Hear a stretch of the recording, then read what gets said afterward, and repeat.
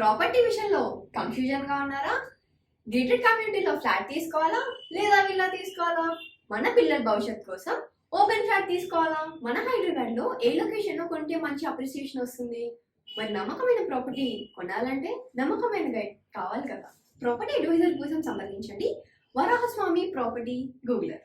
Contact 7207218485. ఓం మహాగణాధిపతయే నమః. ఓం గురుభ్యో నమః. ఓం శ్రీమాత్రే నమః. పరమేశ్వర స్వరూపమైనటువంటి జ్యోతిష, వాస్తు మరియు ఇతర అనేకమైనటువంటి శాస్త్రములను మనకు అందించినటువంటి మహర్షులకి నమస్కారం. హయగ్రీవ హయగ్రీవ హయగ్రీవేతియో వదేత్తస్య నిస్సరతే వాణి జన్హుకన్యా ప్రవాహవత్. అరుణాం కరుణాతరంగితాక్షీం ధృతపాశాంకుశపుష్పబాణచాపాం అనిమాదిభిరావృతాం మయూకైః అహమిత్యేవ విభావయే భవానీం. శ్రీమాత్రే నమః.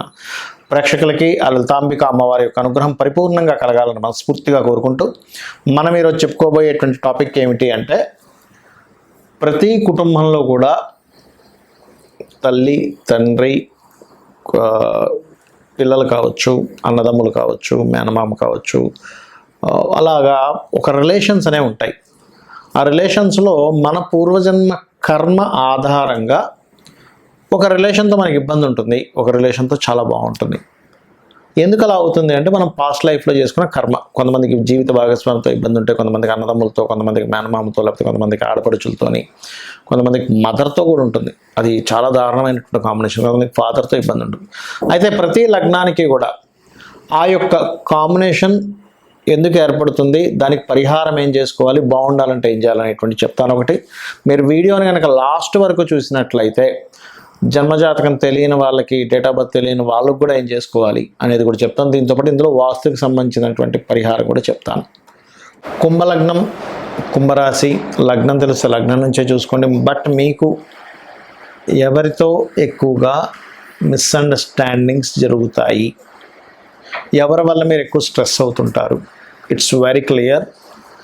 చంద్రుడు, మూన్, చంద్రుడు వల్ల రిలేషన్స్లో కొంత ఇబ్బంది వస్తూ ఉంటుంది. అంటే ఏమిటి, కుంభలగ్నం వారికి 6th లార్డ్షిప్ చంద్రుడు అవ్వడం వల్ల ఇక్కడ పర్టికులర్గా, అంటే అందరికీ అవ్వాలని రూల్ లేదు. ఈ చంద్రుడు కనుక బాగుంటే దాని ప్రభావం కూడా తగ్గుతుంది, అందులో ఎటువంటి డౌట్ లేదు. బట్ ఇక్కడ మెయిన్ రోల్ మాత్రం చంద్రుడు ప్లే చేస్తూ ఉంటాడు. అందులో పర్టికులర్గా మకర లగ్నమై ఈ మేషరాశిలో పుడితే ఇంకెక్కువ ప్లే చేస్తూ ఉంటాడు దీని యొక్క ప్రభావం అనేటువంటిది. అయితే నేను మీకు చెప్పబోయేది ఒకటే గుర్తుపెట్టుకోండి. వాట్ ఈస్ దట్ అంటే, ఇక్కడ ఈ చంద్రుడు బాగున్నాడు అంటే తల్లితోనే కంప్లీట్ లైఫ్ అంతా అద్భుతంగా వెళ్తుంది. చంద్రుడు పాడయ్యాడు అంటే తల్లి ద్వారానే ఇబ్బంది పడతారు. కుంభం వారు గుర్తుపెట్టుకోండి, కుంభలగ్నం వారు. అయితే ఇక్కడ చంద్రుడి యొక్క పాత్ర, తమ్ముడి యొక్క పాత్ర కూడా ఎక్కువ పోషిస్తుంది. ఎందుకంటే కుజుడు అవుతాడు, 3rd లార్డ్షిప్. రిలేషన్షిప్ కారకుడు కుజుడు అయ్యాడు. అందుకని ఏమిటి, రిలేషన్స్లో ఎప్పుడూ ఏదో ఒక గొడవ ఇస్తూ ఉంటాడు. ఇక్కడ కుజుడు స్పాయిల్ అయ్యాడు అంటే మరి కుటుంబ సభ్యుల యొక్క సపోర్ట్, అది మకర లగ్నానికి సహజంగా 2 and 11th లార్డ్షిప్ ఉంది కాబట్టి బాగుంటుంది కొంతవరకు చెప్పాలంటే. కానీ ఈ పర్టికులర్ అంశాల్లో అన్నదమ్ములతో ఇబ్బంది వస్తుందా, అక్క చెల్లెలతో ఇబ్బంది వస్తుందా, మార్స్ పాడయ్యని అర్థం చేసుకొని కుజుడికి సంబంధించిన స్తోత్రాలు, కుజగ్రహం దగ్గర దీపారాధన చేయడం, కుజుడితో పాటు శని రాహుగ్రహాల దగ్గర కూడా దీపారాధన చేయడం, ఇవి చేయాలి. మరి అదే తల్లితో వస్తుందండి ఇబ్బంది, మెడిటేషన్ చేసుకుంటూ సోమవారాలు ప్రత్యేకంగా శివుడికి అభిషేకం చేసుకుంటూ ఉన్నట్లయితే ఆ కర్మ ఈశ్వరుడు తగ్గిస్తాడు. మరి జీవిత భాగస్వామి యొక్క లక్షణం కనుక చూసుకుంటే, అయితే కుంభలగ్నం వాళ్ళకు ఉండే స్పెషాలిటీ నేను చెప్పడం మర్చిపోయాను. అదేమిటి అంటే, కుంభలగ్నం వాళ్ళకి ఎప్పుడు హ్యాపీగా ఉండాలని ఉంటుందండి. నేను హ్యాపీగా ఉండాలి, నా చుట్టుపక్కల వాళ్ళని హ్యాపీగా ఉంచాలి. ఇది వాళ్ళ కాన్సెప్ట్. యాక్చువల్గా సాడ్గా ఏదో కోల్పోయినట్టుగా ఉండడం, ఏదో అయిపోయినట్టుగా ఉండడం జరగదు. ఎక్కడో కోటిలో లక్షలో ఒక కేసు జరుగుతుంది. బికాజ్ ఆఫ్ ఎంజాయ్ చేయాలనుకునేటువంటి తత్వం ఉన్నటువంటి లగ్నం అది.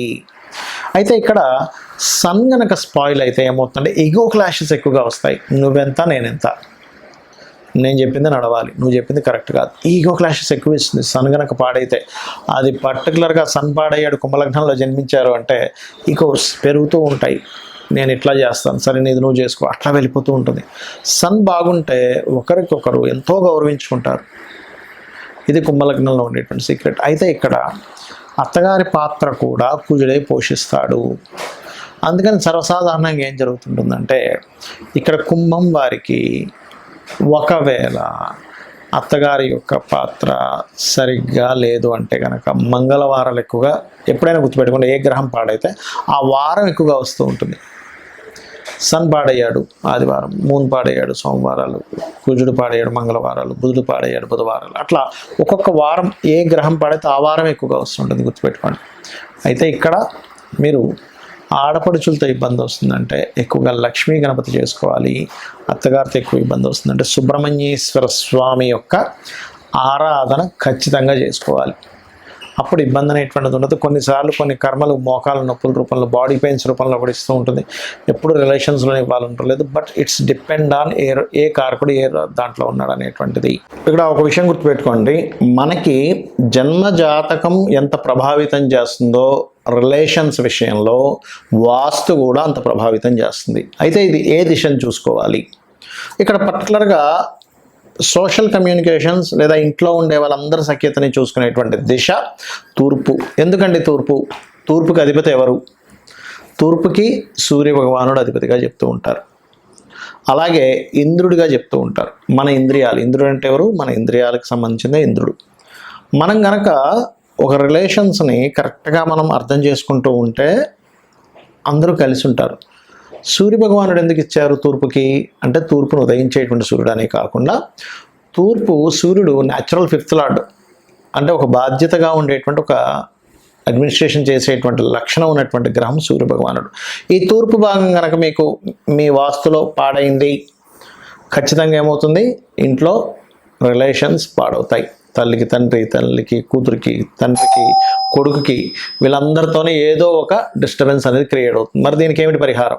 It's very clear. తూర్పు భాగంలో లైట్ గ్రీన్ కలర్ ఉండేలా చూసుకోండి, రెడ్ కలర్ రాకుండా చూసుకోండి, ఇట్లా కొన్ని ఉంటాయి. సో ఫస్ట్ ఆఫ్ ఆల్ ఏంటంటే మీరు లైట్ గ్రీన్ కలర్ పెట్టుకొని అక్కడ మీరు చేయవలసినటువంటిది ఏమిటి అని చెప్పి చూసుకున్నట్లయితే, పర్టికులర్గా మీరు రాముడి యొక్క పట్టాభిషేకం బొమ్మ ఒకటి పెట్టండి.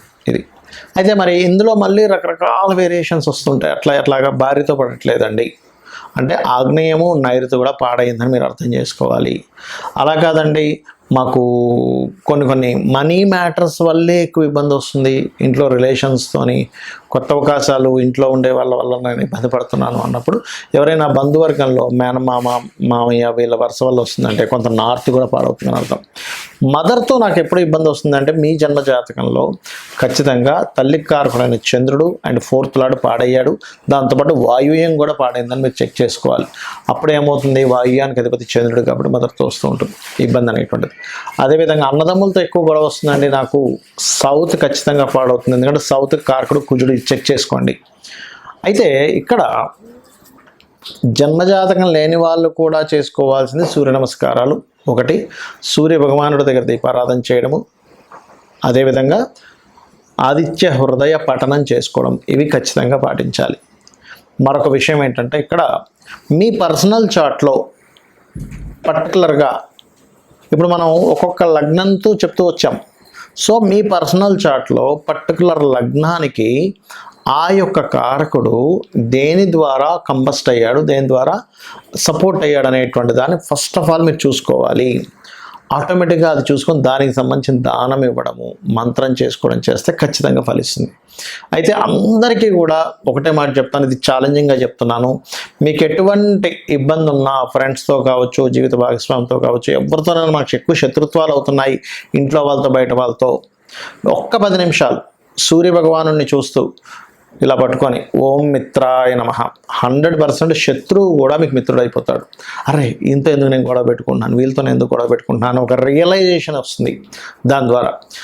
అలాగే ఇక్కడ ఇంకొక విషయం ఏంటంటే, మీకు దగ్గరలో గోశాల కనుక ఉన్నట్లయితే గోవుకి వెళ్ళి ఆదివారాలు ప్రత్యేకంగా గోధుమ రవ్వ తినిపించండి. అదేవిధంగా మరొక విషయం ఏంటంటే, ఇంకా ఎక్కువగా ఉన్నాయంటే రిలేషన్స్లో అసలు నాకు సపోర్ట్ చేయట్లేదు, చాలా ప్రాబ్లమాటిక్గా ఉందన్నప్పుడు 14 కానీ 7 వారాలు కానీ రాముడి యొక్క పూజని ఆది బుధవారాలు చేయమని చెప్తుంది శాస్త్రం. సో రామదేవుడి కథ చెప్పుకోవడం ఇది చేసుకోవాలి. ఇక్కడ నేను చెప్పేది ఒకటే, మీ జన్మజాతకంలో ఎటువంటి దోషం ఉన్నా గుర్తుపెట్టుకోండి, ధనం రావట్లేదు అనుకోండి, రిలేషన్స్లో ఇబ్బంది ఉందనుకోండి, ఉద్యోగం లేదనుకోండి, వ్యాపారం సరిగ్గా సాగట్లేదు అనుకోండి, కంగారు పడక్కర్లేదు.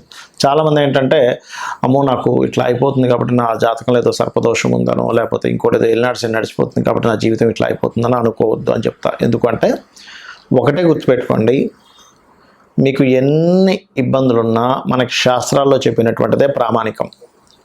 దేవీ భాగవతంలో సాక్షాత్ అమ్మవారే చెప్పినటువంటి అంశం నేను మీకు ఇప్పుడు చెప్పబోతున్నా. ఏమిటది అంటే, మీరు గనక ఈ ప్రకృతి ఏమిటి, ఈ విశ్వం ఏంటనే ఒక రియలైజేషన్ గనక అయితే, లలితాసహస్రనామాలు మొత్తం కూడా రియలైజేషన్.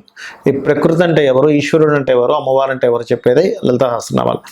కనబడుతున్న ప్రతి వస్తువు ఈశ్వరుడు, అందులో ఉన్నటువంటి శక్తి అమ్మవారు అని మీరు రియలైజ్ అయ్యి అమ్మవారిని నమ్ముకొని, నాకేంటి మా అమ్ముందని ఎలా నమ్ముతామో, చంటి పిల్లవాడు అమ్ముందని ఎలా నమ్మి హాయిగా నిద్రపోతుంటాడు, అలాగే నాకేంటి అమ్మవారు ఉంది అనేటువంటి భావనతో ఎవరైతే నిత్యము లలిత చేసుకుంటూ, లలితాసహస్రనామాలు చేసుకుంటూ, ప్రకృతిలో ఉన్న ప్రతిదీ ఈశ్వర స్వరూపంగా భావిస్తూ వాళ్ళ పని వాళ్ళు చేసుకుంటూ వెళ్ళిపోతుంటారో, పక్కవాడు అదంటున్నాడా, లేకపోతే సొసైటీ ఇలా మారిపోతుందనా, లేకపోతే ఇంకోటి అవుతుందనే అనేటువంటి ఆలోచనలు పక్కన పెట్టి మన బాధ్యత మనం చేసుకుంటూ అమ్మవారిని నమ్ముకుంటూ వెళ్తున్నారా, మీ యొక్క తలరాతని అమ్మవారే మారుస్తుంది అనేటువంటి శాస్త్రంలో ఉన్నటువంటి పచ్చి నిజం. కాబట్టి ఇది ఫాలో అవ్వండి.